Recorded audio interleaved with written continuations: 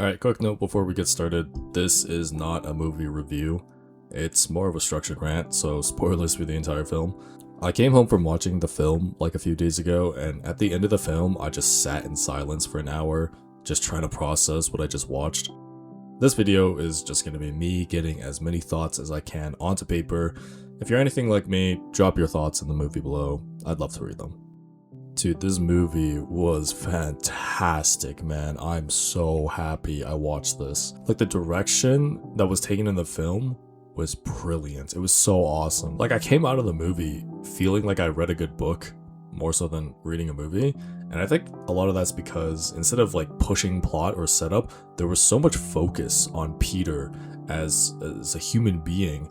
And it gave us so much space to zero in on how he was feeling as he struggled to deal with like all the consequences from No Way Home. And it was done so well. I mean, at the end of No Way Home, right, there's that sense of heartache when Peter decides not to give his letter to MJ and he breaks his promise. And into Brand New Day, we can see that he's like stuck there. He's not telling anybody about who he is. He's, seems to be content just watching the sidelines of Ned and MJ's life. But that decision, it becomes a shackle for him, and it hurts. Like, the idea that you want to do the best for the people you love, but then it backfires on you. Like, it becomes a direct source of pain for you, and it prevents you from moving on. Like, oh my goodness, that hurts.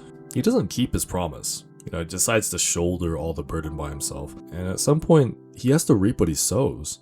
His fear of them getting hurt because he's Spider-Man evolves into unresolved intimacy issues.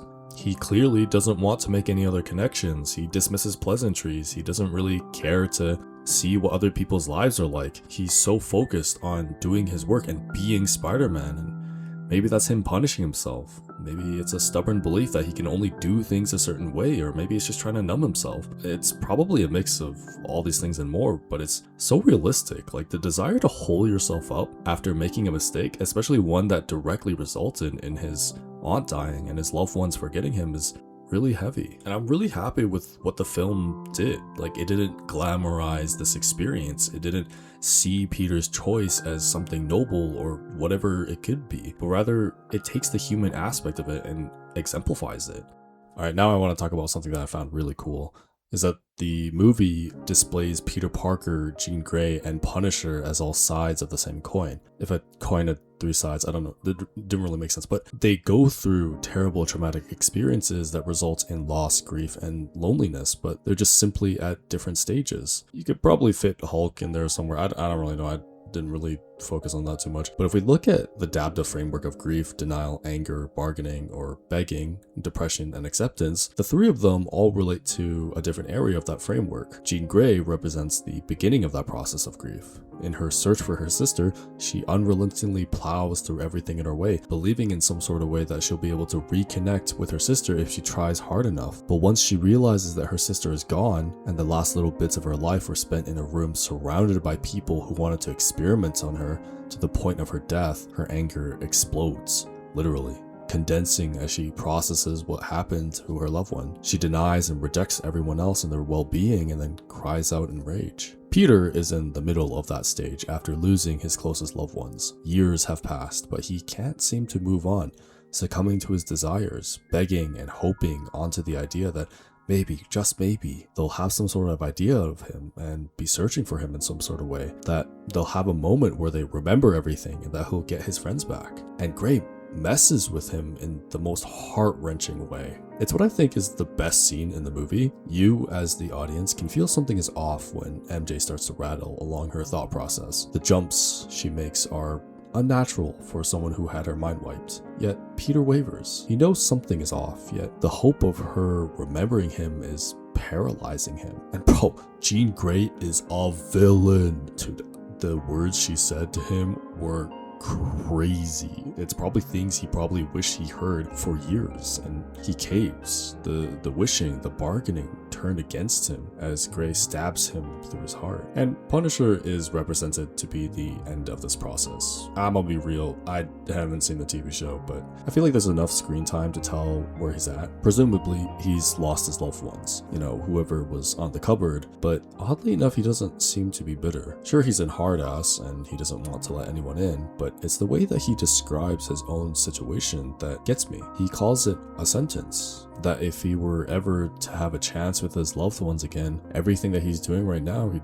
throw away completely. He's not identifying with what's happened to him, taking the little parts that he has and making do with it. I mean, compared to Peter, their living spaces look completely different. Though not obviously the ideal space, Punisher's little fort feels kind of homey, with small pleasures here and there, while Peter's place feels pretty desolate, reflective of the state that he's in. Realistically, I don't know the character that well. Maybe he's not completely moved on or accepted things, but for the purposes of this movie at the very least, he's the most experienced person along this road of grief. And he's available enough to feel for Peter and what he's going through, guiding him along the road of acceptance as Peter learns what it means for him to make human connection again. This depiction of grief in its stages expressed through these three very different characters was so cool. Even though aesthetically they have such distinct characteristics, designs, powers, having them together worked really well, and it helps affirm the idea that the experience of grief, anger, loneliness, and all things adjacent can be understood from all walks of life. Though it's not going to happen the same way for everybody, that doesn't mean that common ground can't be established and burdens can't be shared. One small thing I do have about the movie is that with the theming of Peter having to choose between being Peter Parker or Spider-Man, the payoff didn't feel that satisfying for me. The line that he's saying he's both felt a little corny, and it seemed like instead of working together with the arachnid DNA, he suddenly just gained full bodily control over it. It just felt a little bit rushed in my opinion. I get that with the scene and him removing the inhibitor that he's finally stopped rejecting himself and stopped trying to pick out the bits of his life that he wants to keep and the bits that he wants to throw away. I think I just wish that they spent more time focused on that. Like, so much of this movie was talking about dealing with suffering and how you react to it. And a subtle thing about the movie that I really liked is the underlying feeling that in his wish that everyone forgets that Peter Parker was Spider-Man, on some level he probably wished that he forgot too. But life experiences don't really pan out that way, and I wish we saw more of Peter understanding that in this climax specifically. Is it nitpicky? Yeah, absolutely. And it's a hard thing to show, especially when the arachnid DNA doesn't itself have a persona or something that he can bounce off of.